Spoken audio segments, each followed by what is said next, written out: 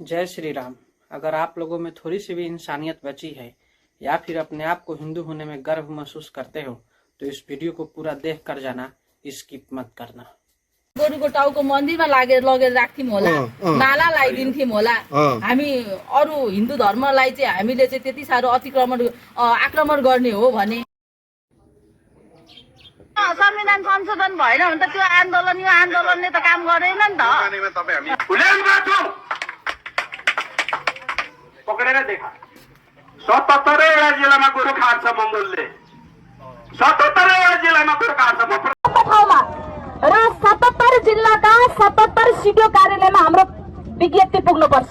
77 वटै जिल्लामा यो हामी सबैले लाग्नुपर्छ। हेर्नुहोस्, एकजना व्यक्ति मात्र लागेर हुँदैन, हजुर सबै जाग्नुहोस्।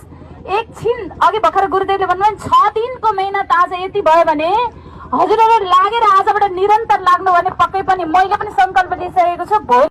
तो जैसे कि आप लोगों ने इस वीडियो में देखा, कितने ही निडरता के साथ कुछ लोग गौ हत्या करके सोशल मीडिया पर आकर बोल रहे हैं कि हाँ हमने गौ हत्या की है। ऐसा लगता है कि इन्हें ना किसी कानून का डर है और ना ही किसी हिंदू का। जी हाँ दोस्तों, ये घटना साल 2023 की है जो हमारे देश के धरान में हुआ था, आज से करीब 2 साल पहले। लेकिन उस वक्त धरान में इस घटना को लेकर हमारे बहुत सारे हिंदू संगठन और बहुत सारे हिंदू भाई एकजुट होकर धरान के सड़कों पर आए थे और ये विवाद इतना बढ़ चुका था कि धरान में कर्फ्यू भी लगी। अब आप लोग सोच रहे होंगे कि इस घटना को लेकर जब इतना बड़ा विवाद हुआ था तो इसमें गिरफ्तार हुए 2 लोग राजन परियार और बिंद्र राय, इनको तो सजा मिल ही चुकी होगी। लेकिन ऐसा कुछ भी नहीं हुआ। इसमें इन गौ हत्यारों को 3-4 दिन के ही अंदर बेल दे दी जाती है। अगर हम बात करें अपने देश की कानून की तो गौ हत्या करने पर नेपाल पैनल कोड 289 के तहत उसे 3 साल तक की सजा और 50,000 तक की जरिमाना हो सकता है। लेकिन उन्हें कार्यवाही और सजा के दौर पर बेल में छोड़ दिया जाता है और इस घटना के 2 साल बाद भी वो गौ हत्यारे पूर्ण रूप से स्वतंत्र है, आजाद है और बाहर घूम रहे हैं। अब आप लोग सोच रहे होंगे कि चलो बेल पर छूट के आया है तो इसका मन में कुछ थोड़ा सा भी तो डर बैठा होगा कि हाँ हमने गलत किया है करके। लेकिन ऐसा कुछ भी नहीं हुआ। बेल मिलने के बाद फिर से एक वीडियो सोशल मीडिया पर सामने आती है जिसमें ये बोला जाता है कि बेल मिलने की खुशी पर आज हम लोग फिर से गौ हत्या कर रहे हैं और हम हमेशा गौ हत्या करेंगे। ढाल्यौं त हामीले आज पनि गोरु ढालेको छ त प्रशासनले रोक्न सक्दैन, हामी रोकिँदैन। गोरु आज पनि ढालेको छ, हामी भर्खरै खाएर आयौं त। लेकिन यहाँ पर सोचने वाली बात यह भी है दोस्तों कि जिस देश में 80 से 90% हिंदू हो और जिस देश की राष्ट्रीय जानवर गौ माता हो, क्या उस देश में इतना सारा कुछ हो जाना और गौ हत्या जैसे संगीन जुर्म में 3-4 दिन के ही अंदर बेल मिल जाना, क्या किसी कोई बिना बैक सपोर्ट के मुमकिन हो सकता है? अगर इसमें कोई बैक सपोर्ट नहीं था तो गौ हत्या के बाद इसमें गिरफ्तार हुए 2 लोगों को 3-4 दिन के ही अंदर बेल कैसे दे दी जाती है, जिसके कारण इतना सारा विवाद हुआ था। ऐसा लग रहा था कि धरान के सड़कों पर जैसे जन सैलाब आ गया। पकडेर देखा 77 जिल्लामा गोरु खान्छ मंगोलले 77 जिल्लामा गोरु खान्छ। म प्रतिज्ञा गर्छु। और ये लोग सिर्फ इतना में ही नहीं रुकते हैं। इस सारे घटना के बाद में धरान में ही एक कार्यक्रम का आयोजन करते हैं और उस कार्यक्रम में ये लोग बोलते हैं कि हम लोग नेपाल के 77 जिला में गौ काटेंगे और नेपाल के संविधान को संशोधन कराकर उसमें से राष्ट्रीय जानवर की सूची में से गौ माता को हटा देंगे। लेकिन इतना सारा कुछ हो जाने के बावजूद भी धरान के प्रमुख और धरान के प्रशासन कार्रवाई के नाम पर हाथ पे हाथ धरे बैठे रह जाती है और देखते रह जाती है।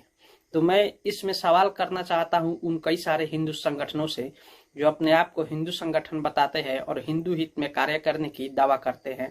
तो कहाँ है लोग, कहाँ जाकर सो गए हैं कि इस घटना के 2 साल बाद भी वो 2 गौ हत्यारे गौ माता के हत्या के जुर्म में गिरफ्तार भी हुए और 2 साल तक बेल पर छूट के बाहर स्वतंत्र रूप से आजाद है और घूम रहे हैं। तो कहाँ है आप लोग? आइए उन गौ हत्यारों को सजा दिलाइए।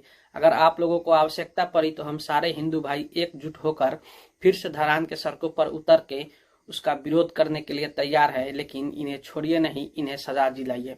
अगर इन्हें हम आज छोड़ देते हैं तो ये लोग फिर से वही घटनाक्रम दोहराएंगे और बेल पर छूटकर बाहर आ जाएंगे।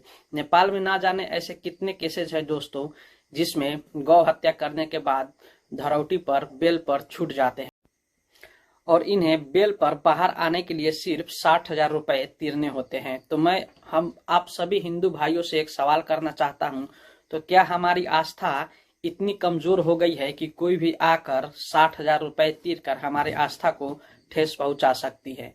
अब यहाँ पर कुछ चीज क्लियर कर देने के लिए मैं आप सभी लोगों के सामने एक छोटा सा वीडियो रखना चाहता हूँ। होइन लुकेर खान्छ, अब लुकेर किन खानु?